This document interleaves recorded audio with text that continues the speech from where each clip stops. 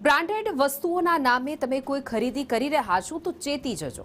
અમદાવાદના ચાંદલોડિયામાં આવેલા ગોડાઉનમાં ક્રાઇમ બ્રાન્ચે દરોડા પાડ્યા હતા, જ્યાં નકલી માલ સામાન સાથે 3 આરોપીની ધરપકડ કરવામાં આવેલી છે। આરોપીઓ બ્રાન્ડેડ વસ્તુઓના પેકિંગમાં નકલી માલ સામાન લોકોને પધરાવી રહ્યા હતા, જેમાં ઘી, ચા પત્તી, સિગારેટ, ફેવિક્વિક, વોશિંગ પાવડર સહિતની વસ્તુઓ નકલી બનાવવાની હતી, જે પોલીસે 12.5 લાખથી પણ વધુના મુદ્દામાલ કબજે કરી લીધા છે, જેમાં 3 આરોપીઓ હજુ પણ ફરાર છે।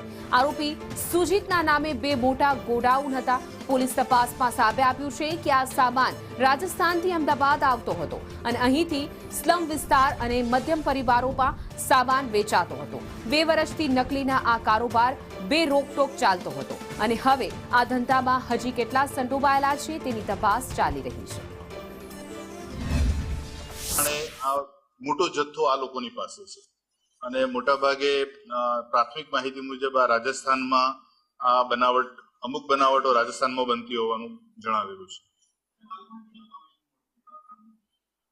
કમિશન નથી, આ લોકો આ જે પ્રોડક્ટ છે ખરીદતા હતા અને ખરીદ પછી પોતે જ એમની રીતે જ, કારણ કે જે સ્ટ્રીટ વેન્ડર છે, ફેરિયાર જે છે, એ ફેરિયાઓના માધ્યમથી આ ચીજ વસ્તુઓ નાની શોપ્સ અને જે લોકો ઘરેથી ખરીદતા હોય, ઘરે આવતી પ્રોડક્ટ ખરીદતા હોય, એ એટલે ફેરિયાઓના માધ્યમથી જ આ લોકો આ પ્રવૃત્તિ આખી ચલાવી રહ્યા છે।